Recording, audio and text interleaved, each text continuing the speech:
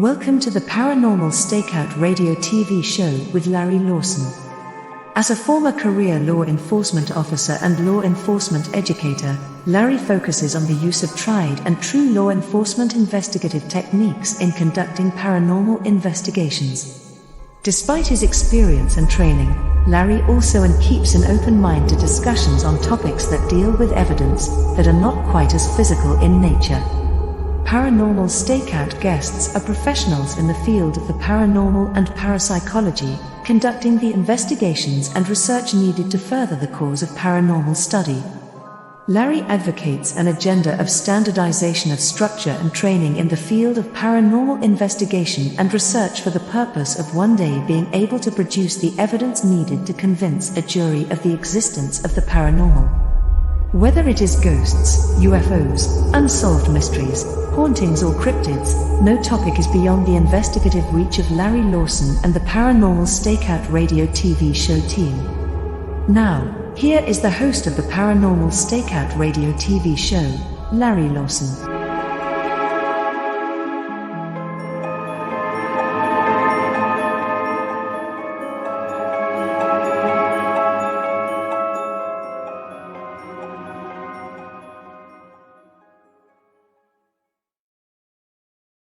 And good evening, everyone. Welcome back to Paranormal Stakeout. I'm your host, Larry Lawson, coming to you from beautiful Vero Beach, Florida, the headquarters for the Florida Bureau of Paranormal Investigation and Indian River Hauntings. That's my little organization that works down here. If you're interested in learning more about us, you can check us out at paranormalfbi.com or indianriverhauntings.com. We also have some stuff on YouTube at Indian River Hauntings 2341, and you can check more of my shows right here on the X Zone Radio and TV network at paranormalstakeout.org. And if you'd like to drop me a line just to say hello, let me know what you think. Maybe you have some questions you'd like to answer. Get a hold of me at ghostguy@paranormalstakeout.org, and I'll be glad to read your questions or thoughts right here at the beginning of each show. So really glad you're here. This is our first show for 2024. Really excited to be back again this year. Hope everybody had a very blessed holiday season, and hope everybody was safe. And let's make 2024 the best. Now, my guest tonight, been looking forward to having her on. She is a writer. She is a media personality. She is a storyteller. And of course, she's a paranormal investigator. Kim MOSER comes to us from Canada. And since 2018, when she began writing and telling paranormal stories on her podcast, she became even more interested and later became a paranormal investigator. Since then, she's had extensive amount of experience and has traveled all over, including a lot of spots here in the States. Some of those spots includes the Waverly Hills Sanatorium. We've all heard of that. The Conjuring House, Lizzy Borden House, Lafittes Blacksmith Shop, the Witch House in Salem, and a place that's near and dear to me, the St. Augustine Lighthouse, which was where it all began for me. So with that, I'd like to welcome Kim MOSER to Paranormal Stakeout. Kim, welcome. Hi, Larry. How you doing? Thank you so much for having me on the show. Real excited about that. It must be cold up there right now. It is. Yeah, there's snow on the ground. Well, it was cold here today. I think we hit 65. So, oh, wow. I feel I so know sorry for you. I've got to take those digs where I can. At any rate, tell us a little bit about yourself. You've got really an interesting background. You really didn't have experiences, or did you, as a child? I actually did have a few small experiences, but it was more of like a little scary experience, nothing that was super profound, nothing that I sort of saw a misty white figure with my eyes. Mhm. I was always very much a dreamer, and I would have extremely vivid dreams. And then in my early 20s, my grandmother wasn't expected to pass away, but she passed away. And the night that she did, I had a very vivid dream about her, and she was telling me that she was going. And it was so vivid that I could see her perfectly. She was wearing her favorite outfit. I could smell her. I touched her, and that was pretty much it. She was just gone. And so when I woke up, I was obviously very distressed. And my partner at the time was like, just go back to bed. You had a bad dream. I'm like, no, I really think she's gone. And so that I managed to get back to sleep. And very early in the morning, my mother called me to let me know that her mother had passed away. And I said, Mom, you're not going to believe this, but you know me in my dreams. And she said, yeah. And I said, I had a dream about her last night and she was telling me that she was going. And she said, well, that's really interesting. When did you have the dream? And I said, well, it was sometime between 2:15 and 2:30. And she said, well, that's the last time that somebody went to check on her, when she was alive at 2:15 and when she had passed at 2:30. So she said, I really wish I would have had a dream like that. And I said, I know. I don't know why you didn't. And I did, why I was a special one.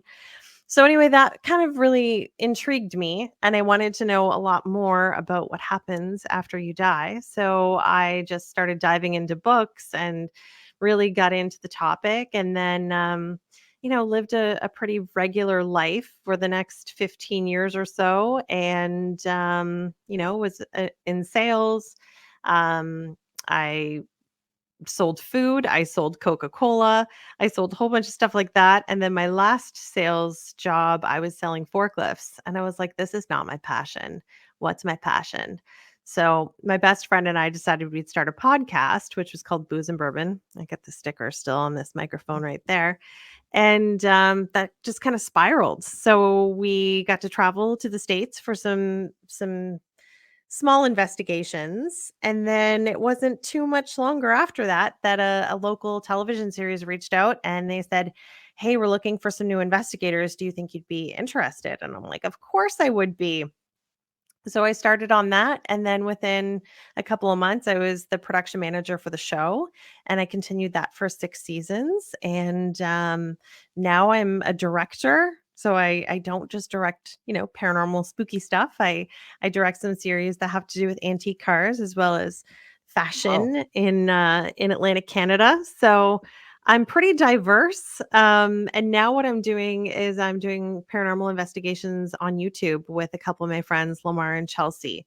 So that's been Mhm. really fun. We have been traveling to the States as well. Since I sent you that little summary of places that I've been to, we spent a lot of time in New York and Ohio too. So we just had some really great experiences there. I gotta ask where you were at in Ohio. That happens to be my original stomping grounds. Oh, really? Was Well, we it? went to the Fairfield County Infirmary, which was Mhm. probably the most active place I've ever been to. I saw so many things that I never ever thought I would see. And then where else did we go in Ohio? Oh, a place called Father John's, and it used to be a monastery, and then Mhm. this guy ended up turning it into a brewery. And there's a crypt in the floor of the dining room of the brewery, and they think that might be why it's haunted, but also the owner of this place has traveled the world. He's really into religious relics, so he has sort of a mix of, like, Buddhist relics and Christian Interesting. relics, and people think that maybe there's sort of some residual hauntings because of all of the artifacts that are there. Mm. Interesting. Did you go to Mansfield State? No, we Before? didn't. Oh, There's so many ah. places in Ohio, I was completely blown away. I was like, "We need to go back." So you've obviously delved into the field pretty heavily now, and you're obviously attending a lot of spots, and we're going to get to St. Augustine eventually here.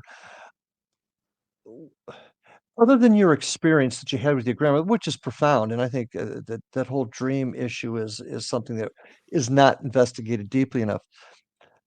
What did you do to prepare yourself to become an investigator after telling the stories? And I'd love to know where booze and bourbon came from. That's an interesting title.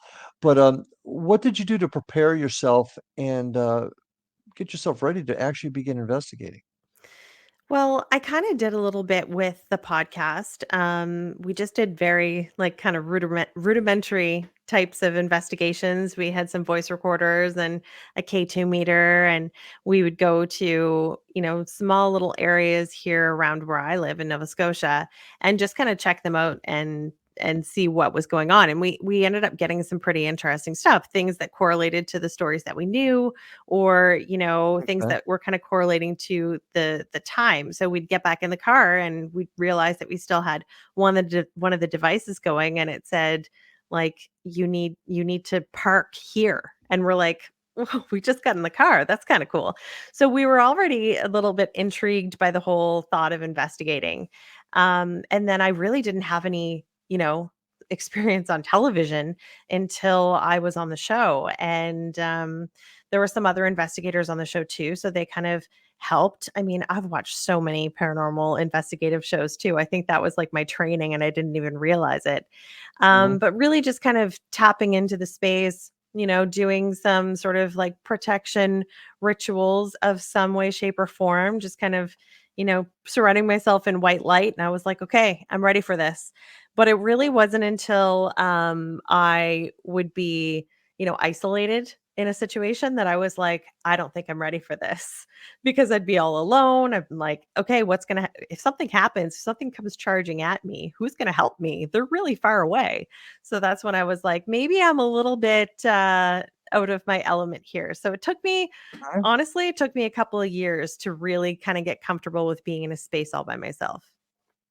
Did you ever get an opportunity? Did anybody offer you the opportunities to actually train you or give you a little bit more formal training in it all? And if not, do you think that would have helped you?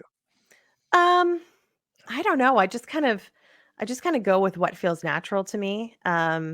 There are some people out there that have been a quote unquote mentor for me, and I really didn't like their style. I really didn't like the way that they were maybe antagonizing the spirits if we Mhm. were talking to a spirit. So I kind of feel like I've developed my own way that feels very natural to me. I've got over 100 investigations under my belt now, so I feel like I might be able to teach a thing or two to someone. Well, good. And experience is probably the best teacher. Um, you talk about equipment and things like that. Do you use a lot of equipment now? I do, but the thing that I find with equipment is it's so finicky. Like there's sometimes when it won't go off and it should, or there's times when it goes off and it shouldn't. Mhm. So I tend to look at the equipment as sort of something that backs up what I'm feeling. So I wouldn't necessarily classify myself as a medium. I would say that I'm certainly sensitive to Mhm. certain spaces. So if I'm feeling, the presence of a young woman that might be in despair, and then I have this device spit out words at me that correlate with that, then I'm like, okay, I think maybe we're onto something. So I kind of use it as a little bit of a backup. All right. Yeah, I mean, I think that's an issue that most folks, well, we really don't know what this phenomenon is. We really don't. No, And sometimes we do rely too much on equipment, and our equipment really hasn't changed much in the last 20 years when no, you you're really you're think of so right on that. and that's a big bugaboo of mine is what can we do to push it forward? So, just a thought there. I don't want to get into this just yet because we're about ready to take our first break, but I'm interested in hearing not probably your most significant experience and how you felt after it. Now you've been to the States, you've been to New York, you said, and Yes, Ohio, and you've obviously been to Florida. Did you actually investigate in Florida? I did. It was like a long time ago, so I Mhm, definitely didn't have the experience or the equipment that I have now. But mhm. yeah, I walked through the whole lighthouse and just kind of really appreciated the history. I guess more so than really did a Uh, proper investigation. and the history is a really, really important part about what we do, at least in my opinion, because that does I tend to love correlate. that. I love the Yeah. history. That's probably one of the biggest draws for me going into these older locations. Well, we'll talk about that and some of the other items on this list that I have in front of me. So, folks, stay with us. We'll be back right after these messages with my guest tonight, Kim Mosier. Stay tuned. We'll be right back.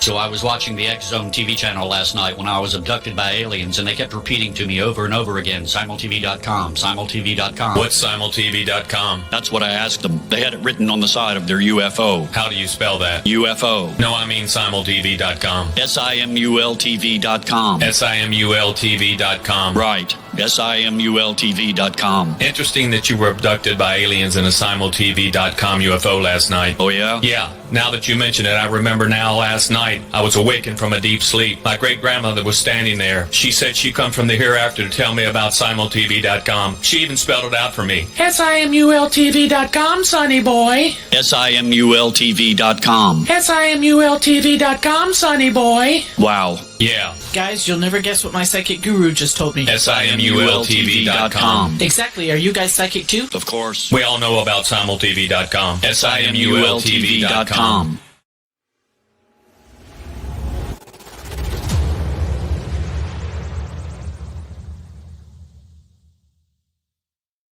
Whether you're a skeptic or a believer, join me, Rob McConnell, on the X Zone Radio Show, as together we will investigate the world of the paranormal and the science of parapsychology. Join me and my special guests from around the world each and every night as we investigate UFOs, ghosts, psychics, Bigfoot, conspiracies, and much, much more. Dare to believe and dare to be heard on the X Zone Radio Show with Rob McConnell, Monday through Friday at 11 p.m. on your hometown radio, Classic 1220, classic1220.ca.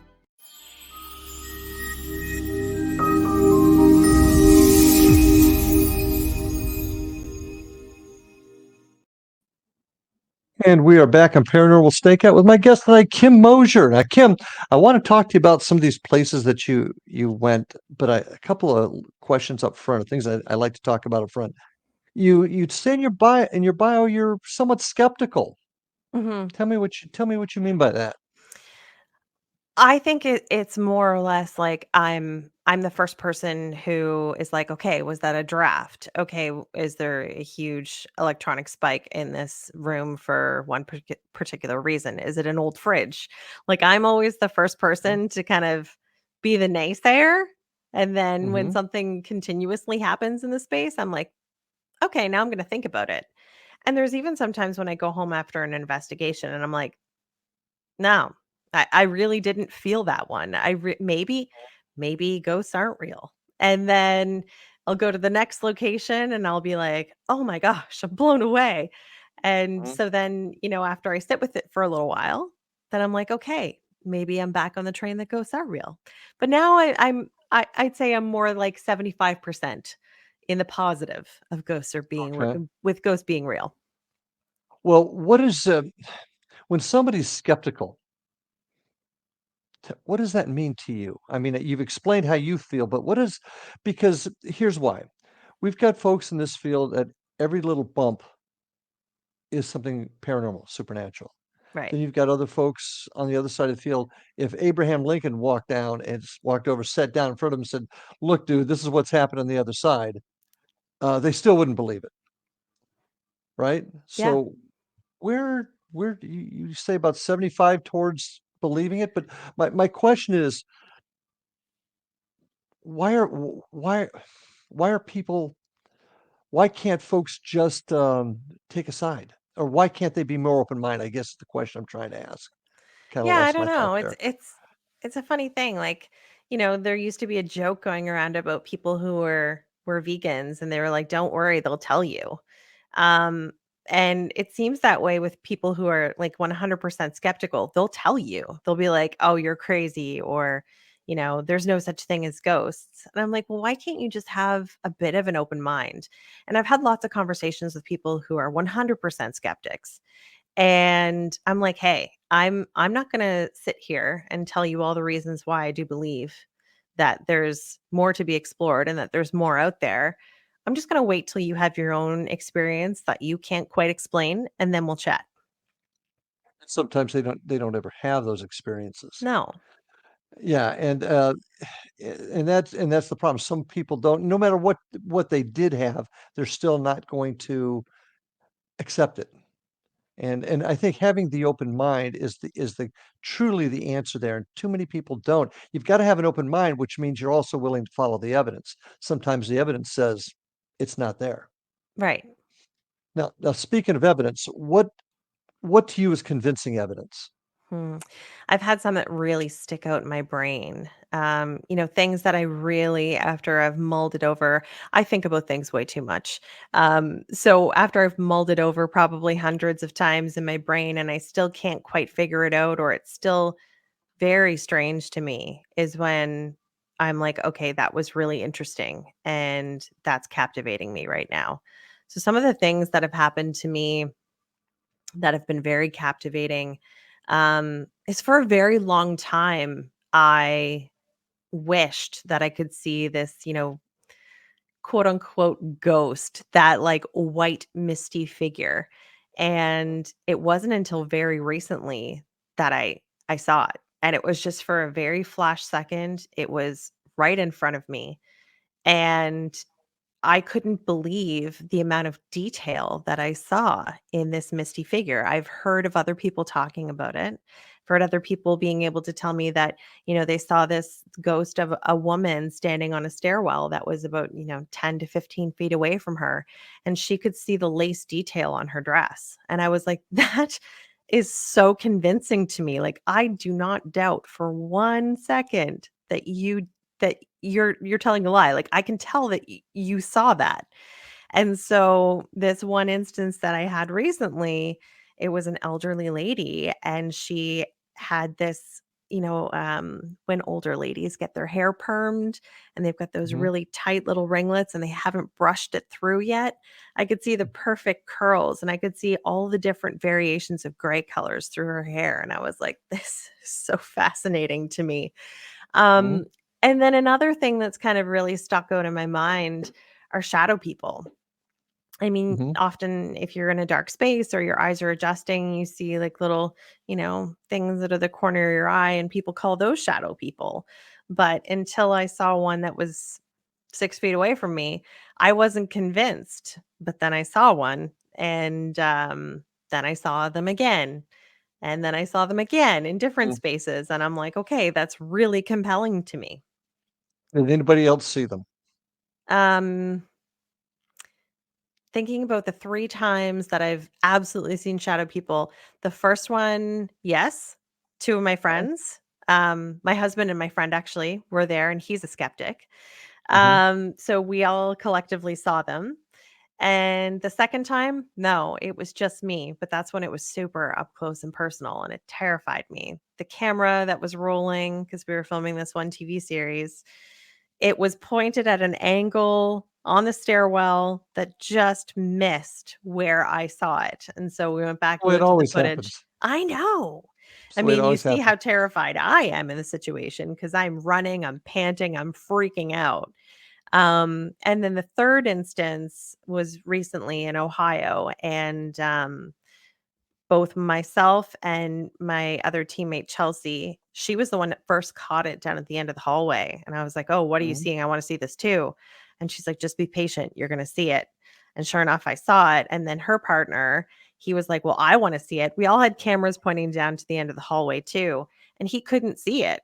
But then when he went to go back and look at the footage to compile the episode, you see it in the episode. You see it on the footage. It's See, you got amazing. it on film. Yeah, See, that's the problem. If you and being a cop, an old cop, if you don't have it documented, it didn't exist. I know. That's just the way it is, and that's unfortunately a very, very, and the biggest problem we have in this field.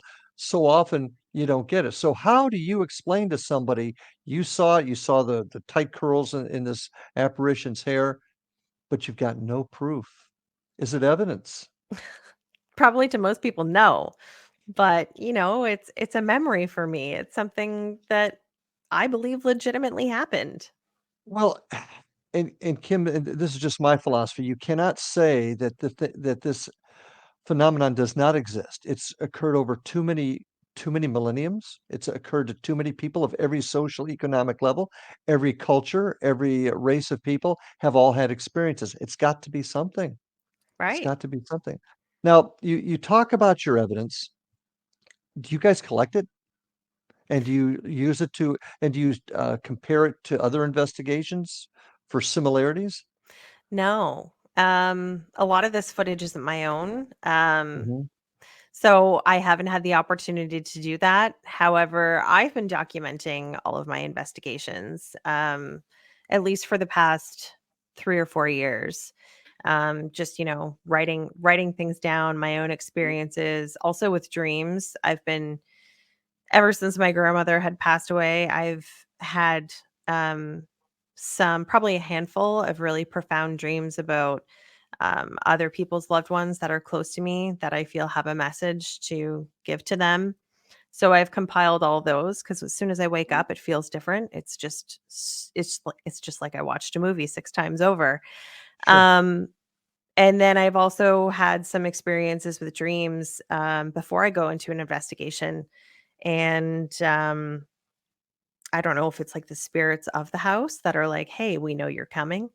Um, but I have had a couple of instances that have been documented on television of me describing what my dream looked like and who was in the dream. And then I've had people who've watched the episode reach out to me and say, "Hey, my grandfather grew up in that house and you described him perfectly." I'm like, "Okay, that's pretty cool."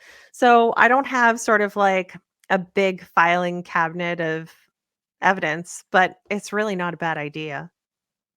Well, it's the only way that we're going to be able to prove the existence of someday. Now, some folks do this to get the thrill, to have the fun. Some folks do it for the research angle of it, to try and solve this mystery that's been with us since mankind began. Yeah. And unless we collect that evidence and keep it and compare it, there's not a whole lot. It doesn't help us. We don't move forward. Would you agree? So something to I think would about. agree. There's often times where I'm like, maybe I should write a book. I don't know how else to really compile all this evidence. I guess a lot of it is just hearsay, if I don't have like video footage or anything, but maybe I'll get on that. Well, but the hearsay is good. But and if 2 or 3 people saw it, or 2 or 3 people over the same amount of time, have seen the same thing, documenting is helpful. One of the things I'm getting at here is also the historical angle of it.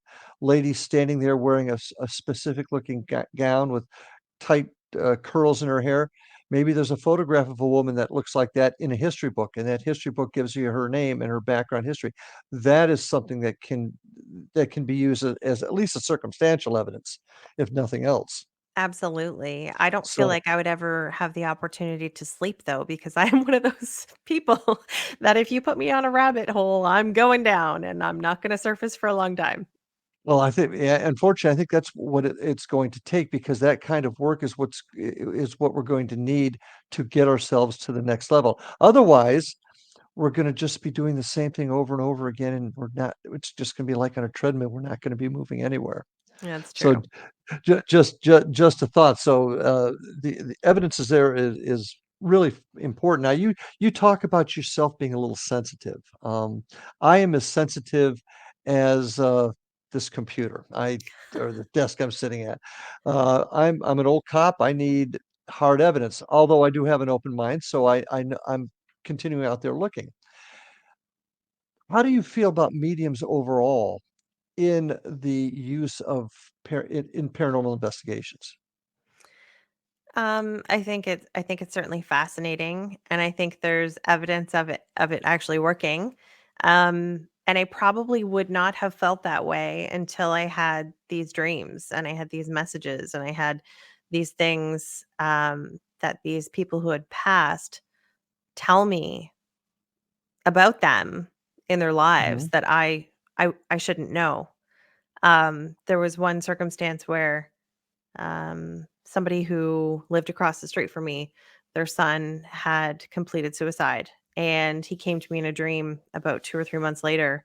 And I was able to tell things to the mother about this dream and the messages that he had. And when I was done, she looked at me and she's like, "You've told me things that only me, you, and the coroner know." So Wow. for me having my own experience, I definitely think there's some credibility to it.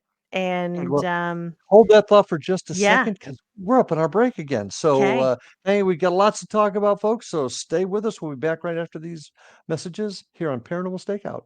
Be right back.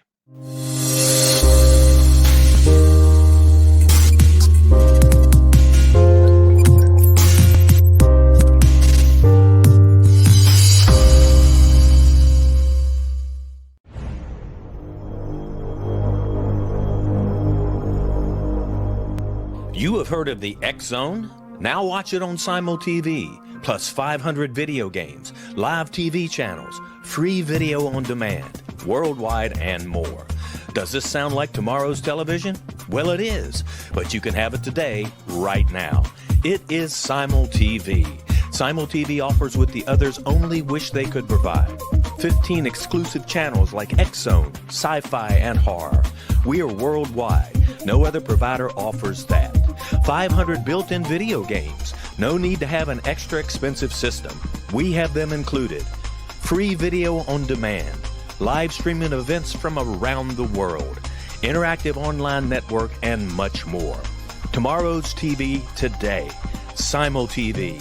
Sound too good to be true? Well, it's not. You can have Simul TV today. Sign up at simultv.com. Do it today.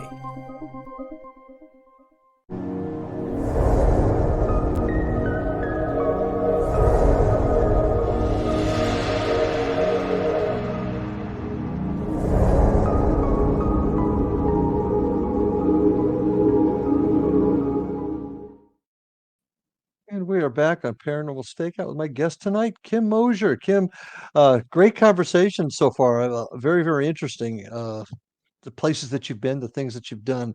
Uh, Tell me, have you, in all your work, and you started off a little later in life than I didn't have experiences as a kid either. Mine were as an adult, and it started in the St. Augustine Lighthouse. Well, one of the early ones is St. Augustine Lighthouse. But in all the places that you've gone now, the folks that you've talked to, the shows that you've done, have you run across any fakes, charlatans, scammers? Yeah. How often?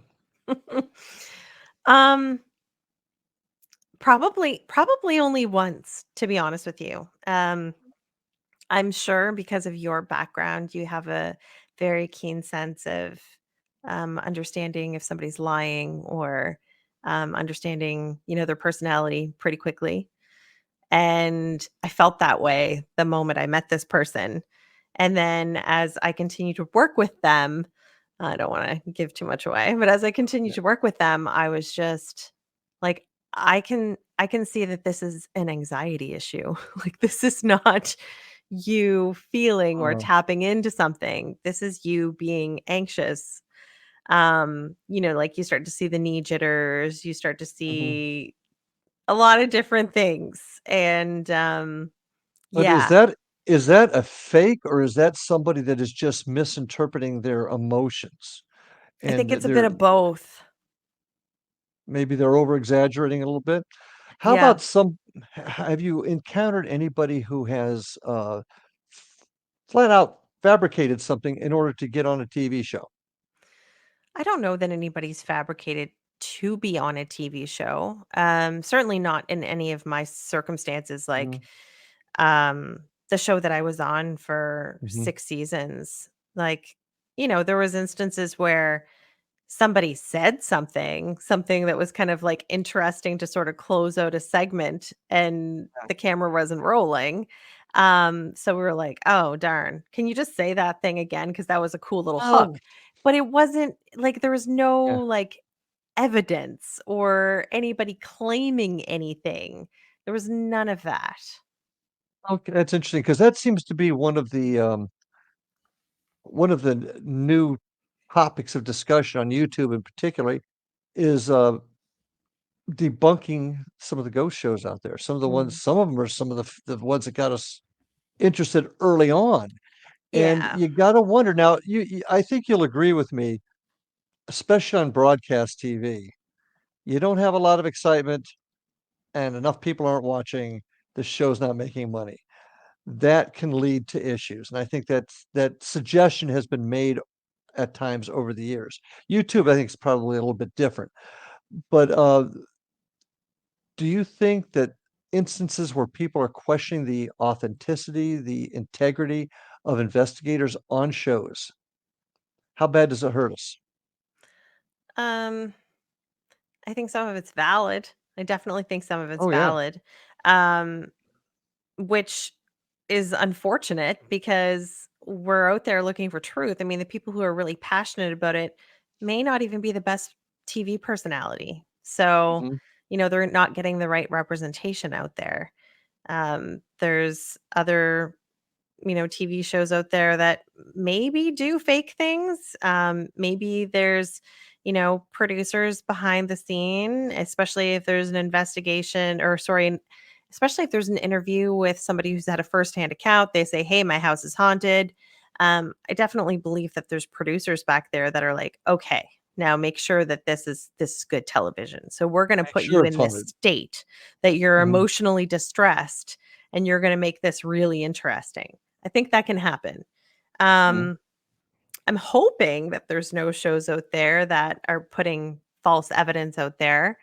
I definitely think there's certain circumstances where, like, I can look at a show and I'm like, Yeah, right, yeah. that's pushing it a little bit. Mhm. Just embellished, we'll say. Sure, they caught that EVP, but did they embellish it a little bit? Maybe. Yeah, well, and of course, cleaning it up a little bit so it's a little bit clearer. I Mhm. get that. But actually fabricating it, and I guess what I'm getting at is people are people. Humans are humans. Humans do what's in the best interest of humans so often. I'm just calling it like it is. And I can see where that can cause issues, especially like I said on broadcast TV where they need to have audiences. Yeah. Um, but how do we combat that? I mean, in my opinion, TV shows help bring this to the forefront, which made it a more common topic of discussion and made more people willing to discuss it. So I think it helped in that sense. But how do we keep the phonies, the fakes, the producers that want to make sure the show gets enough rating, whatever the reason? How do we keep that from happening so that folks watching these programs can feel comfortable that what they're seeing is what they get? Any thoughts on that? Yeah, it's a really good question. I guess there's two things that I would like to talk about in regards to that. One is that I kind of fear for where the paranormal television series are going right now because in my opinion there's been some really great shows out there like Mhm. Destination Fear. You have this whole adventure. They're going to abandoned buildings. They've got a really great dynamic, and then the next thing you know, their show's canceled, and it's like, well, they were probably one of the most popular shows out there, so why are they canceled? And then there's sort of whispers about some other paranormal shows that have been around for a long time that are having troubles getting reactivated for a new season. Um, and I know there's been a lot of people talking about there's sort of just like a web-based show, I guess. Mhm. So like a show where there's nobody going in and investigating. It's all just kind of hearsay. There's recreations. It's just more or less storytelling. And Mhm. probably because those have a lower budget, they're the ones that are getting the green light from the larger Oh, networks. So okay. that's what makes me anxious about the future of the television series right now. Um, but I think one very interesting way that we could maybe get into something that is a little bit more evidence based, like you had said, maybe backing up some evidence, doing some very interesting sort of scientific methods with investigators that are willing to do so, but Absolutely. going into like different frequencies, doing things like what they did in the Stargate project where Mhm. they're monitoring people who have the ability to view things in a different room or a different space altogether. Some Remote sort of like viewers, sure. laboratory sort of investigations I think would be incredible. Well, see, and I think you actually have an incredible opportunity. You're filming everything with quality production type of equipment. Keeping that, examining it, going over it, and then using what you find to compare to other investigations might provide a lot of answers.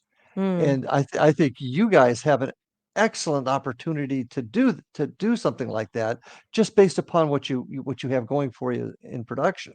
Make sense? Yeah, for sure. Yeah. So something to think about there because evidence is where it's at, and that's how we're gonna find the answers either way. Yeah. So so what do you think this all is? What I what are paranormal experiences? What is the other side? What is Kim Moser's philosophy about ghosts? I think it changes. I think it changes often. I think the more I know, it's like knowledge is power, right? So the more I know, I'm like, maybe I thought about that earlier, but now I've got this broader knowledge. So I think that it's kind of simplistic when it comes down to it. If you want to think that we are all energy, like where does that energy go? And then you look at how small Earth is in this massive universe. It's like, yeah, we're the dust underneath somebody's rug right now. Like, and we're experiencing all these things, and we have all these feelings, and it's. I think there's a certain element that we're not supposed to know. Um, but I also think that we just have not tapped into everything that we can know. So I think it's a world of possibilities out there. I think it all has to do with energy. Where do you think we And go? Where do you think we go? um I want to think that we go to like a heaven of some sort. Mhm. I was brought up Christian. I still have some Christian beliefs, but I also kind of feel like I've adapted my own sort of spiritual slash religion and outlook on things. So I want to believe that there's no time, there's no space, that once we leave this body and our energy goes elsewhere, we have the ability to be in 2 or 3 different places at different times. I feel like our life here is nothing but a learning experience.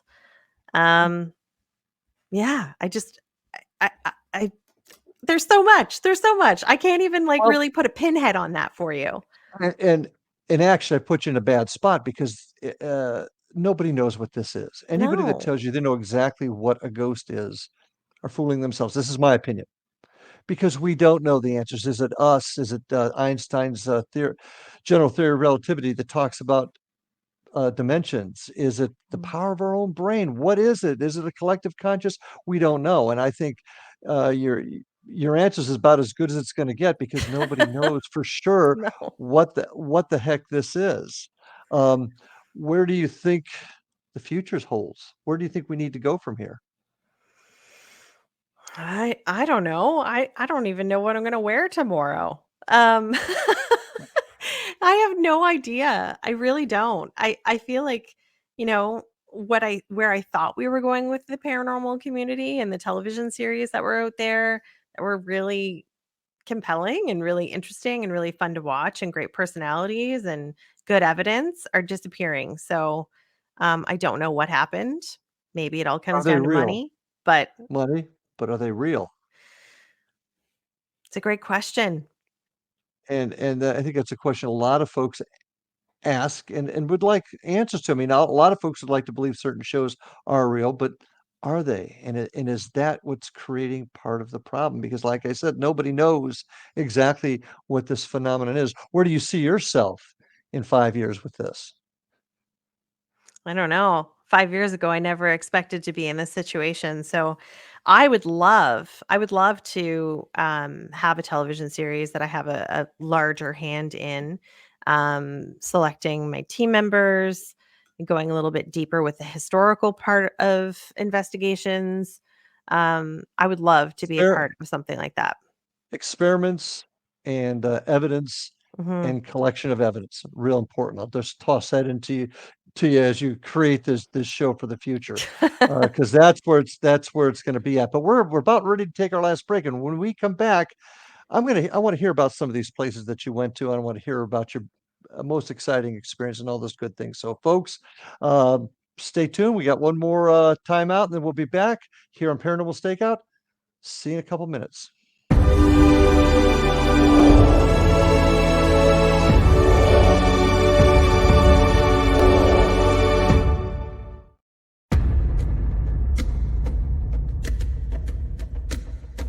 Are you ready for a tale that will leave you on the edge of your seat? Get ready to dive into the gripping memoir by Bart Sibrel titled Moon Man. Bart Sibrel takes you on a heart-pounding journey, unmasking the truth behind America's famous Apollo missions. Prepare yourself for hair-raising encounters with agents from the U.S. government's top secret agencies. In Moonman, Sabrell fearlessly reveals his real-life espionage adventures, shining a light on one of the CIA's best-kept secrets.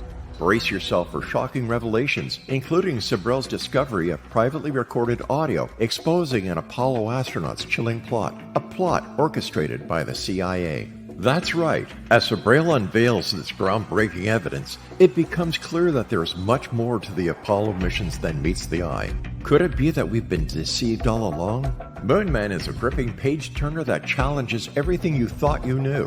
It's a mind-bending journey into the unknown, where the line between truth and fiction becomes blurred. Don't miss this opportunity to uncover the secrets hidden for decades. Let your curiosity guide you as you join Bart Sabrell on his quest to find the truth. Moonman, available now at Sibrel.com. That's Sibrel.com.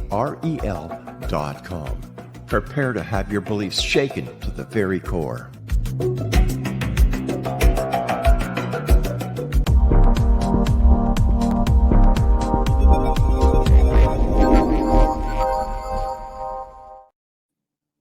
And welcome back to Paranormal Stakeout with my guest tonight, Kim MOSER.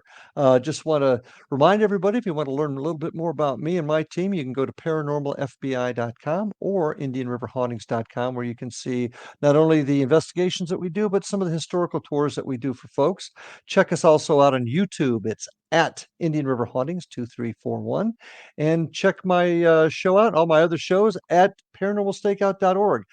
I would be remiss if I did not mention all the great programming on the X Zone Radio and TV broadcast network. Check us out at xzoneradiotv.net. You'll see all the great shows there. If you want to really delve into all sides of the paranormal, check out the X Zone Radio and TV broadcast network for some great shows. Now, Kim, tell us a little bit about your podcast and where they can find you and how folks can check in with you. Yeah. So my old podcast was Booze and Bourbon, which you can still find on Spotify and YouTube. And then more recently, I've kind of been expanding on my Instagram as well as my own YouTube channel, doing weekly 5-minute short information sessions on the paranormal. So you can find that on Instagram, which is Kim's Darker Side. And my YouTube channel is also named the same, Kim's Darker Side. Okay. I don't know if I want to see your darker side. That might be scary, but okay. And your website, kimmoser.info? Yes, that's correct. Okay, terrific. So check those out, folks. Interesting podcast. Booze and Bourbon. How did you come up with that one? Yeah. So my best friend and I, we really wanted to start a podcast. We wanted to start a hobby just to kind of escape the everyday 9 to 5. And so we wanted to come up with something that had obviously reminiscent of being a paranormal based show. So that's where the booze came in. But we also loved getting together and just drinking wine or drinking whiskey. So my husband has been collecting bourbon for quite some time. And it wasn't until about 10 years ago that I was like, oh, I'm onto this. I see why you like it so much. So we would often pair a different bourbon with a ghost story or a ghost theme. Got it. So you've been investigating pretty regularly since 2018, Rob. Would that be Yeah. right? Yeah. You've gone to some interesting spots. Tell us, what was your most significant experience and where was it? Hmm. Well, as time goes on, you think you've hit the pinnacle of having the scariest thing happen to you, but then you go to a more recent place and you're like, "Oh, that was terrifying." And I remember exactly how I felt in that moment.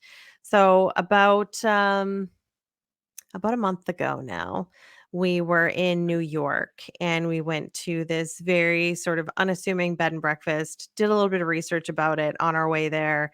It's a place called Greystone Manor. And just looks like kind of a regular, but beautiful old house. And so we get there. The place is owned by a psychic medium. She's lovely. She's been on a bunch of television series. And she starts telling us a little bit of the history of the house and starts showing us evidence that she had on her phone, which automatically made me a little bit terrified because we're seeing all this evidence of people getting scratched or bitten. And she has this beautiful sense of decor. So she has all this old taxidermy, and just like every room was so well put together, and in items with that were in line with the period of the house. So it looked beautiful. And I thought, maybe looks can be deceiving. Like, this kind of feels like the Disney haunted house. This is amazing. Yeah.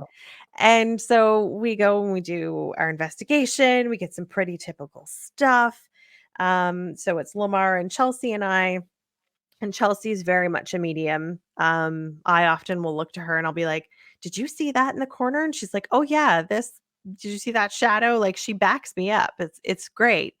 Mhm. So we're in this one particular room that she was very fond of, and she's saying like, "I'm feeling like there's a lot of power here. I'm feeling like some anger. I'm feeling all of these things."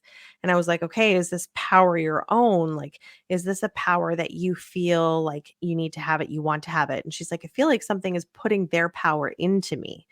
And I'm like, "That's interesting. Haven't really heard of that before or seen it happen in an investigation. So that's really interesting." And then she's like, "You know what? My back hurts." And I'm like, "Okay, let's get out of this room." So we get out of the room and she's like, "No, like, it really hurts." And so I said, "Well, can we look at your back?" And so we did. We lifted up the back of her shirt, and there was a giant welted scratch, like bright, bright red in the shape of a hook. And it was probably, I don't know, 8 to 10 inches long on her Wow. back. And I pressed on it, and it was like hot, like so, so hot to the touch. And I mean, I've been investigating with other people before who have said, like, "Oh, I feel like something scratched me on my wrist." And I look at it and I'm like, "Well, that was just from your own nail. Like, come on." I kind of get that little naysayer Yep. in me. But this was something that I had never encountered before. I mean, I was watching her, I was like 3 feet away from her in that room the whole time, and there is no way that she could have inflicted something like that on her own back. It was just terrifying, and that's when we decided we needed to leave. And that was the first time that I've ever left a place during an Wow. investigation. 2 things I'm gonna say. First of all, did you take a picture of it? Of course we did. Outstanding. That's what I like to hear. Okay. Yeah. Second thing is a question about some of the famous, and you've been to Waverly Hills, the Conjuring House. Mhm. Do you think sometimes those big name places sometimes get worn out, maybe overfished, as some of us fishermen would say, too many fish caught out of the pond, or maybe it's just tired of having people come in there? Yeah, I kind of wondered that myself when I went to the Lizzy Borden house. I wasn't really expecting much, but we got some really interesting stuff that night, and I thought, Okay. "Okay, so this is not overplayed. This is not, Okay. just a money grab. Like, there is something actually here." Then when I went to Waverly Hills, also thought that there was a lot of interesting stuff going on there. I will say, when I went to the Conjuring House, I had very little activity, and I didn't feel as scared as I thought I would be, because that was kind of the biggest thing on my bucket list to go to, was the Mm. Conjuring House, especially after the COVID outbreak, and we couldn't get across the border, and all I wanted to do was get across the border to go there. There was all Mhm. this heightened excitement, and then I got there and I was like, But I've talked to a lot of people who have gone to the Conjuring House, and they said, "Oh no, you were just there on a bad day." Like, and I look back, and there was just very recently an ownership change as well. So I Mhm. don't know if, there was just a certain mood in the house that wasn't quite the same, or if it was just an off night. Maybe there was lots of activity the night before. Uh, I don't know. well, that's 2 huge issues. One thing that we all have to remember, that if there is somebody on the other side that does want to contact us, they're gonna do it on their time, not because we demand it. Right. Okay. Exactly. So sometimes, and it's like fishing, sometimes they're biting, sometimes they're not.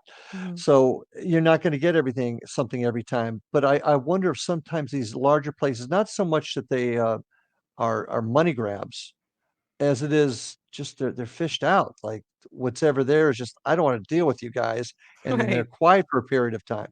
So I've often wondered about that, and certainly I have seen my fair share of spots that are hot numbers. Boy, everybody goes there, and when you really look at the evidence, there's not a whole lot there. So Right. I guess you could look at it for both angles. Once again, this is where historical research and in-depth investigation really, really does help there. Um, St. Augustine, it's kind of funny. I've been there a dozen times. 11 times, always had something happen. My entire team had the whole place to ourselves a year ago this month. Oh, that Almost sounds nothing. exciting. Really? Almost nothing. Almost nothing. Oh. So, but once again, that happens. Now, tell me about your St. Augustine experience. What? Well, there was really nothing, honestly, there was really nothing compelling. I Mhm. think my mind just sort of went down this journey of imagining what it was like. Mm, And the story about the girl. right. Um, so I Actually, think two of them. it was more of a visual journey than really finding any compelling evidence. Hmm. Yeah, that is a very compelling journey of what happened there and the two little girls dying and whatnot. Mm. My older boy back, this is 2010, which started it all for me there. We were in the lighthouse and heard the girls laughing. Oh my And gosh. well, what do I do as a cop? The first thing I'm doing, I'm looking for wires and speakers, figuring somebody is piping something in to enhance the place, but nope, there was nothing there. And this show's about you, so I won't go into all the things that have happened to me over the years there, but we've had some very compelling events occur on us there. But when we were there last January with my whole team, all the equipment set up, hardly anything. So Ugh. that's just ways that go. But now you know Oh, you need to go back. yeah, well, eventually it's just up the road, so we can definitely get back there. Lizzy Borden House. Mhm, There's a lot of folks that talk about what happens there. mhm. What's the most significant thing that happened to you at Lizzy Borden? Um, we use the spirit box a lot, Mm. and it's a homemade spirit box that I use, and the amount of times that Axe came through on the radio, because technically, it's a radio, sweeping radio stations. Right. Um, I thought there's no way that there's this many radio stations talking about axes in like a 5-minute period. So that was kind of strange to me. And then my girlfriends, I was doing the Estes method, so I was under the headphones with my Mhm. spirit box, and they had a device behind them on the bed in the murder room, and every single time we would ask a question, or they would ask a question about, was Lizzie interfered with, or was someone interfered with in the attic? Is there, allegations of abuse? And it would go off every single time. Um, and I went back and I compiled all the evidence, which you can see on my YouTube as well. But yeah, it was kind of startling. And I was like, well, if she is guilty, then maybe she had a good reason to do it. Maybe she couldn't escape her own traumatic life, and that was her best option. I don't know. But my friend was staying up in the attic, and her room was locked. She's terrified of the dark, so she left her light on up there. And as soon as we go up to investigate her room, the light's off. And she's like, well, that's weird. I left the light on. Then we go and we check the lamp, and there's nothing wrong with the lamp. The light bulb was screwed in, the lamp was plugged in. And so then we started asking, well, the gentleman of the house, I forget his name, Andrew Borden, maybe. He was very conservative with using electricity. So we were like, are you trying to conserve power if this is Andrew Borden? And the light would flicker. And then we all had issues with our cell phones at the same time. So the GoPros were shutting down, our cell phones that we were recording on were Hard to going black. hard to argue with that one. Hard to argue with that. Well, unfortunately, Kim, our time has run out for tonight, but I do appreciate you being here. Some great stories. I want to wish you a lot of luck in your endeavors. Remember, collection of evidence. You've Yes, got that yes. opportunity Thank to you do for it. that advice. I really appreciate it. Well, And thank you so much for having me on your show. It's been great. well, I've enjoyed it, and thanks again. We'll hope to see you again soon. And folks, that ends our show for tonight. I want to thank all of you for being here. Remember to give those kids a hug, man. They're our future, so you got to take care of our kids. So everybody take care, and we'll see you on the other side.